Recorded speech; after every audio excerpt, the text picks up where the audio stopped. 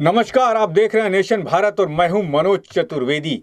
आज हम बिहार विधानसभा के सिवान विधानसभा की चुनावी गणित की बात करेंगे।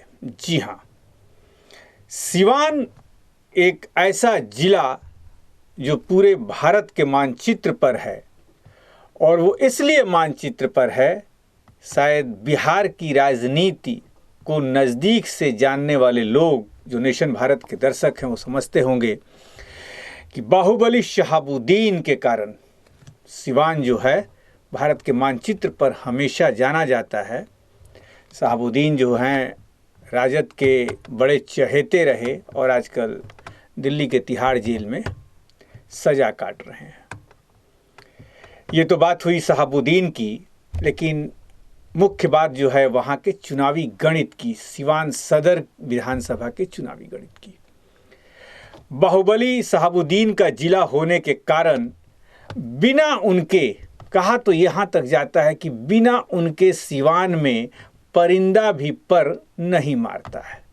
जी हाँ, 2010 के पहले तक वो जिसे चाहते थे उसे ही वहाँ का एमएलए बनवाते थे, या तो अपने परिवार के लोग या जिस पार्टी के नेता को कहते थे कि सिवान सदर से टिकट इसी को मिलना चाहिए, पार्टियां उसे ही टिकट देती थी।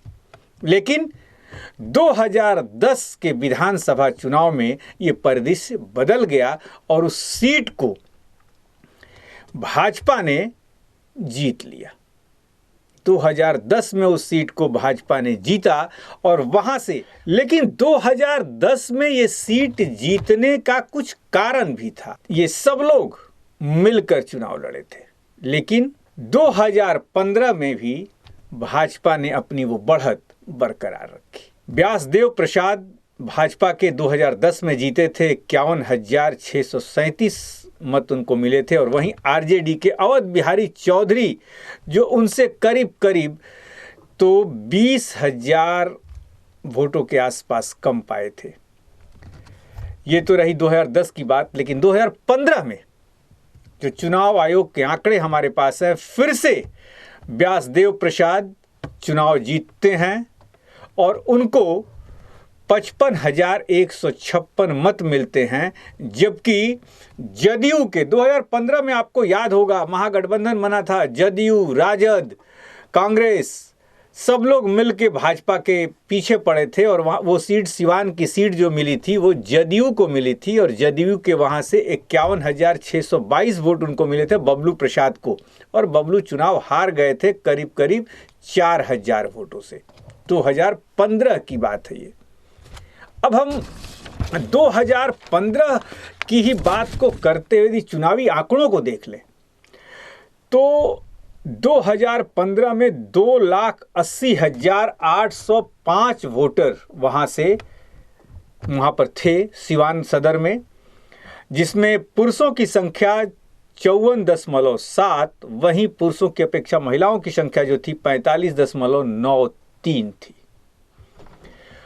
वोट जो हैं वो 1,57,722 वोट पड़ा था 2015 के विधानसभा चुनाव में और मतों का प्रतिशत जो था वो करीब 56% के आसपास था।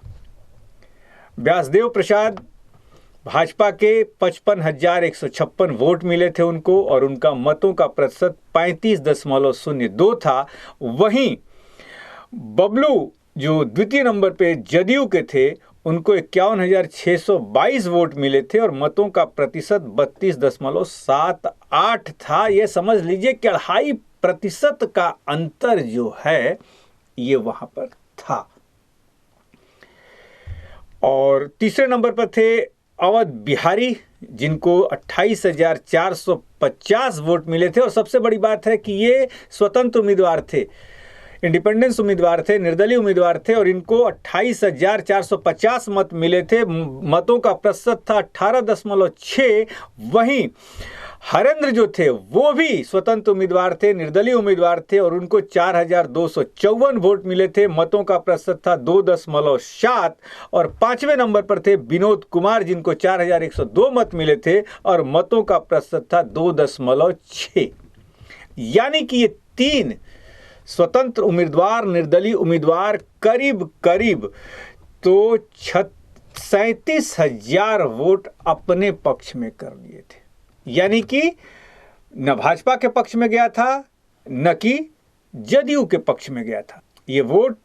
और ये कम नहीं होती है संख्या, करीब करीब 36,000 वोट जो हैं वो स्वतंत्र उम्मीदवारों के पास गए थे। शायद लोगों की नाराजगी जो है 2015 में वासुदेव प्रसाद के साथ कहीं ना कहीं थी, जो कि अंतर जो है उनके पिछले चुनाव के मुकाबले, उनके पिछले चुनाव के 2010 के मुकाबले जो अंतर है वो जो है फासला बहुत कम हो गया था। जबकि वो 2010 में वो जीते थे, आरजेडी के अवध बिहारी चौधरी को हराया था उन्होंने करीब करीब 12,000 वोटों से, जो कि 2015 आते आते उन वोटों का जो मार्जिन है वो 5,000 पे आ गया।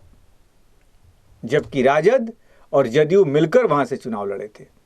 लेकिन हम बात करें 2015 में, इस बार जहां तक उम्मीद की जा रही है कि एनडीए का जो पिछला वोट बैंक था वो बरकरार रहेगा, लेकिन उसमें सेंध लगाने की कोशिश जरूर राजद करेगा।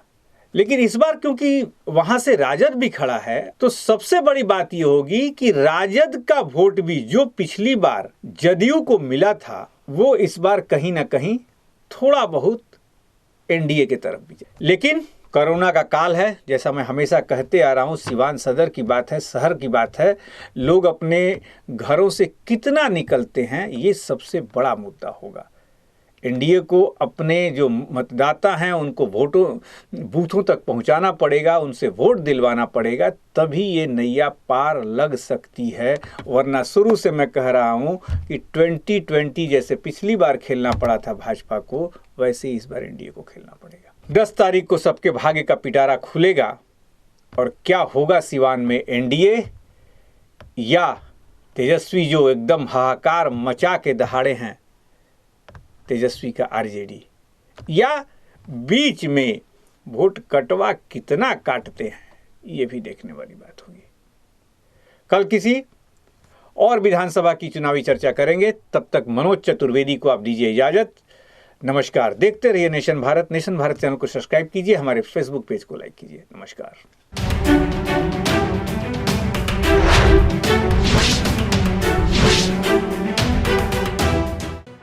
लेटेस्ट खबरों से जुड़े रहने के लिए हमारे चैनल नेशन भारत को सब्सक्राइब करें और बेल आइकन को दबाएं ताकि कोई खबर छूट न पाए।